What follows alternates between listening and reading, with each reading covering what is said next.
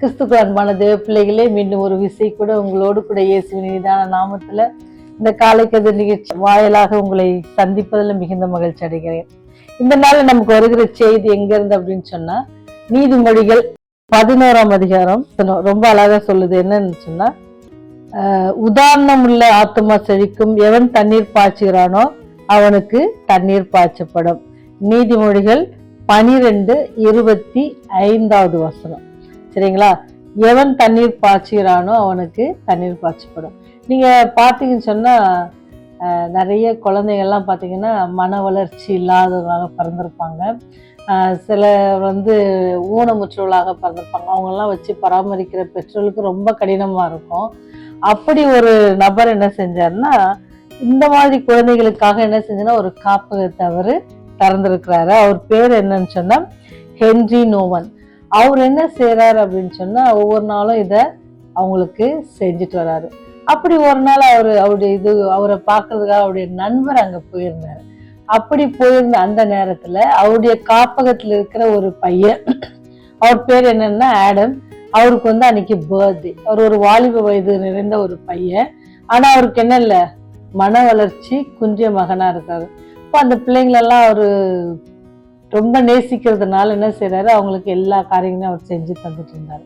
அப்போ அந்த நண்பர் என்ன இன்னைக்கு ரொம்ப ஸ்பெஷலா இருக்குது அப்படின்னு சொன்னோடனே அவர் ஹென்றி சொல்றாரு, இன்னைக்கு ஆடமோட பர்த்டே, நாங்க என்ன செய்ய போறோம், அவருக்கு நாங்க செலிப்ரேட் பண்ண போறோம் அப்படின்னு சொன்னாங்க. ஆனா அவங்க செலிப்ரேட் பண்றது யாருக்கு விளங்காது, ஆடம்க்கு என்ன நடக்குதுன்னே தெரியாது. ஆனாலும் என்ன செஞ்சாருன்னா, அவங்களை நேசிக்கிறதுனால அவங்களுக்கு தான் எல்லா காரியத்தையும் அவரு செஞ்சுட்டு இருந்தாரு. அப்போ அவர் சொன்னாரு, நீங்க இவரை ரெடி பண்றதுக்கு எவ்வளவு நேரம் எடுத்துக்குவீங்க அப்படின்னு சொன்னோடனே, அப்ப ஹென்றி சொல்றாரு, அவனை டெய்லி குளிக்க வச்சு அவனுக்கு துணி மாத்தி விடுறதுக்கு அவனுக்கு 2 மணி நேரம் பிடிக்கும் அப்படின்னு சொல்றாரு. அப்படியே எவ்வளவு கஷ்டமா அவனுக்கு இந்த வேலை, ஏன் இதை செய்யற, நீ ஒரு நல்ல ஒரு எழுத்தாளன், நீ ஏன் இதெல்லாம் விட்டுட்டு அதை தொடர்ந்து செய்யக்கூடாது அப்படின்ட்டு சொன்னாராம். அப்போ அதுக்கு ஹென்றி சொன்ன பதில் என்ன அப்படின்னு சொன்னா, நான் இவங்களுக்கு இதை செய்யறேன் அப்படின்றது என்னது, கடவுளுக்கு செய்யறதா நான் நினைக்கிறேன். ஏன்னா கடவுள் எனக்கு அவருடைய ஜீவனையே கொடுத்து என்ன செஞ்சிருக்கிறாரு, என்னை மீட்டிருக்கிறாரு. அப்போ இதெல்லாம் எனக்கு என்னது ரொம்ப பெருசு இல்லை அப்படின்ட்டு சொல்றாரு. அது மாத்திரம் இல்ல, ஆண்டவர் இன்னொரு வசனம் கூட சொல்லியிருக்கிறாங்க, ஏழைகளுக்கு இறங்குவர் கர்த்தருக்கு கடன் கொடுக்கிறார் அப்படின்னு சொல்லி.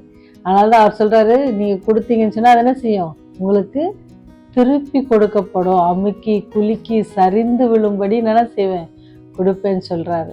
இப்போ ஆண்டவர் நமக்கு சொல்லுகிற ஒவ்வொரு காரியத்துக்கு என்ன, அது ஒரு ஆசீர்வாதத்தையும் வச்சிருப்பாங்க. ஒரு வாக்குத்தத்தம் கொடுக்குறாங்கன்னா, எவன் தண்ணீர் பாய்ச்சுகிறான்னு அவனுக்கு என்ன செய்யுமா, அதிகமாக அவனுக்கு பாய்ச்சப்படும். நம்ம தண்ணீரை நம்ம எவ்வளவு உதவி செய்யறோமோ அதே போலதான் என்ன செய்யும், ஆண்டவர் நமக்கு உதவி செய்வாங்க. நாம நமக்கு ஆண்டவர் எல்லாம் கொடுக்கும் போது நம்ம அதெல்லாம் யாருக்கும் கொடுக்காம நமக்கே வச்சுக்கிட்டோம் அப்படின்னு சொன்னா, ஆண்டவர் என்ன செய்வாரு, அதோட ஸ்டாப் பண்ணிடுவாங்க. ஆனா அவங்க இருக்கிறத நீங்க மற்றவங்களுக்கு கொடுத்து பாருங்க, அதுல ஒரு மகிழ்ச்சி கிடைக்கும். அவர் சொல்றாரு, நான் ஒரு பெரிய எழுத்தாளனாக வரவோ அல்லது பெரிய ஒரு எல்லாரும் புகழ்ற அளவுக்கு நான் வர்றதுக்கு என் கையில இருந்தாலோ, ஆண்டவருடைய அன்பை நான் என்ன செய்யணும், மற்றவங்களுக்கு சொன்னோம். அவர் எனக்கு சொல்லி கொடுத்த ஒரு குணம் என்ன, அவர் எப்படி எல்லாருக்காக உதவணும் அப்படின்னு சொல்லி பரலோகத்தையே விட்டு வந்தாரோ, அதே போல நான் என்ன செய்வேன், இந்த உலக காரியங்கள் வளர்ச்சிகள் அதெல்லாம் பார்க்காதபடிக்கு யாரெல்லாம் கஷ்டப்படுறாங்களோ அவங்களுக்கு நான் உதவணும் அப்படின்னு சொல்லி, விசேஷமாக இந்த மன வளர்ச்சி இல்லாத பிள்ளைகளை பார்க்கறதுலாம் ரொம்ப கடினமான காரியம். நான் அவங்களெல்லாம் பார்த்துக்கணும், அவங்களுக்கு நான் செய்யணும் அப்படின்ட்டு அவர் சொல்றாரு. ஏன்னு சொன்னா, அவர் சொல்றாரு, நம்ம ஒவ்வொரு நாளும் என்ன செய்யணுமா, அவனுடைய குணாதிசயத்துல வளருவதற்கு அது என்னை பக்குவப்படுத்துது. நான் ஆடமோட செலவு பண்ற அந்த 2 மணி நேரம் எனக்கு எதை கற்றுக் கொடுக்குதுன்னா, பொறுமையை கற்றுக் கொடுக்குது, தாழ்மையை கற்றுக் கொடுக்குது அப்படின்னு சொல்லி ஹென்றி சொல்றாராம். அப்போ இதெல்லாம் அந்த பொறுமை தாழ்மை இதெல்லாம் என்னது, ஆண்டுடைய குணாதிசயங்கள். அவர் எவ்வளவு பொறுமையா இருக்கிறார் நம்ம கிட்ட, அவர் எவ்வளவு தன்னை தாழ்த்தி சிலுவையில தன்னை ஒப்பு கொடுத்தாங்க. ரொம்ப அந்த மாதிரி குணாதிசயங்களாம் நான் கற்றுக்கொள்றேன். இது இதுல என்னது, ஆண்டவர் எனக்கு பாடம் கற்றுக்கொள்வதற்கான பகுதியை தான் நான் என்ன செஞ்சிருக்கேன், தேர்ந்தெடுத்திருக்கேன் அப்படின்னு சொல்லி அவர் நண்பர்கிட்ட சொன்னாராம். அதே செய்தி தான் இன்னைக்கு உங்களுக்கு எனக்கும் வருது. நம்மகிட்ட என்ன வேணும், மற்றவர்களுக்கு உதவுகிற குணம் நமக்கு வேணும். கஷ்டப்படுறவங்கள பார்த்துட்டு திரும்பி போய்விடாதபடிக்கு அவங்களுக்கு உதவுற குணம் நமக்கு தேவை. இன்னைக்கு முடிஞ்சா யாருக்காவது உதவி பாருங்க. அது உதவி பண்ணுறது ஒன்று நம்ம கற்றுக்கொள்கிறோம். இன்னொன்று நமக்கு கிடைக்கிறது ஒன்று என்ன, பெரிய சந்தோஷமும் ஒரு சமாதானமும் ஒன்று கிடைக்கும். அது யாராலும் தர முடியாது. நீங்கள் ஒருத்தருக்கு யாருக்காவது உதவி செஞ்சுட்டு வாங்க, அவங்கக்கிட்ட நமக்கு எப்பவுமே என்ன செய்யக்கூடாது, அது திரும்பி கிடைக்காதுன்னு தெரிஞ்சு நம்ம என்ன செய்யணுமா, உதவி செய்யணும். யாருக்காவது இல்லை நான் இன்னைக்கு 10 ரூபா தந்தா நாளைக்கு அந்த அக்கா 20 ரூபா தருவாங்கன்னு நமக்கு தரக்கூடாது. 10 ரூபா கொடுத்தா அது திரும்பியே வராது அப்படின்றவங்களுக்கு நீங்கள் செஞ்சுட்டு வந்துட்டு பாருங்க. அதில் கிடைக்கிற சமாதானம், ஆண்டவர் உங்களுக்கு கொடுக்குற சமாதானம் ஆசீர்வாதமும் அது யாராலும் என்ன செய்ய முடியாது, தடுக்க முடியாது. அப்பேற்பட்ட ஒரு பெரிய ஒரு காரியத்தை இன்னைக்கு ஆண்டவர் நமக்கு சொல்லி கொடுத்துருக்காங்க. முடிஞ்ச அளவுக்கு நீங்கள் என்ன செய்யுங்க, மற்றவங்களுக்கு உதவி செய்யுங்க. முடியாதவர்களுக்கு நீங்கள் கொஞ்சம் மனம் இறங்கி நீங்கள் உதவி செய்வீங்க அப்படின்னு சொன்னால் அது உங்களுக்கு திரும்ப தரப்படும் அப்படின்னு சொல்லி ஆண்டவர் வாக்குத்தத்தம் சொல்கிறாரு. எவன் தண்ணீர் பாய்ச்சுகிறானோ அவனுக்கு தண்ணீர் பாய்ச்சப்படும். சரிங்களா? அப்படி தரணும் அப்படின்னு தான் நம்ம செய்யணும்ல. ஆண்டவர் நமக்கு செய்திருப்பதற்காக நம்ம என்ன செய்யலாம், ஆண்டவர் சொல்லியிருப்பதற்காக நம்ம என்ன செய்யணும். ஒருவேளை நமக்கு தரலைன்னா கூட, நமக்கு திரும்பி எதுவும் கிடைக்கலனா கூட பரவாயில்ல. ஆண்டவர் ஒருவேளை இந்த உலகத்தில் நம்ம ஆசீர்வதிக்கலைன்னா கூட பரவாயில்ல. நம்ம செய்ய வேண்டிய காரியம்னா மற்றவர்களுக்கு உதவி செய்யணும். ஜெபம் செய்வோம். நீதியின் வலது கரத்தால் எங்களை தாங்கி வழிநடத்துகிறவரே, வல்லமை நிறைந்த தகப்பனே, இப்படி அன்புக்காக கொடான கொடி சோஸ்திரத்தையும் துதியை எடுத்துக்கொள்கிறோம் சாமி. நாங்கள் ஒன்றுக்கும் உதவாதவர்கள் ஆண்டவரே, ஆனாலும் கூட ஆண்டவரே நீங்கள் மேல் வைத்த பிரியத்தின் நிமித்தம் நீர் எங்களுக்கு உதவி செய்து எங்களை இந்த பாவத்திலிருந்து மீட்டெடுத்திருக்கீங்க சாமி. அதற்காக நன்றி செலுத்துகிறோம்.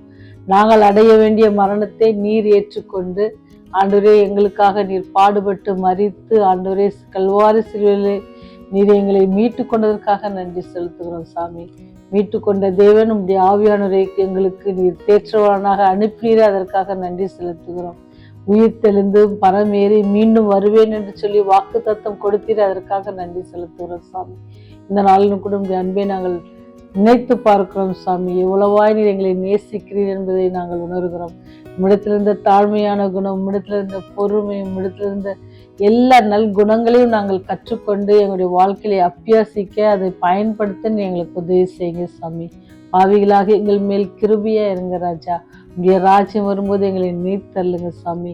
உடைய ராஜ்யம் வரும்போது ஆண்டவரே நாங்கள் அழிந்து போகாதபடிக்கு இவரே எங்கள் ராஜா, இவருக்காக காத்திருந்தோம், இவர்கள் களி கூறுவோம் என்று சொல்லுகிற அந்த கூட்டத்தில் நாங்களும் இந்த செய்தியை கேட்கிற பிள்ளைகளும் வந்து சேரத்தக்கதாக எங்களுடைய நடைகளை நாங்கள் பாதுகாத்துக்குள்ள நீர் கிருபை செய்ய வேண்டுமா. இயேசுவின் வழியாய் ஜெபிக்கிறோம் ஜீவனுள்ள பரலோக பிதாவே. ஆமென், ஆமென்.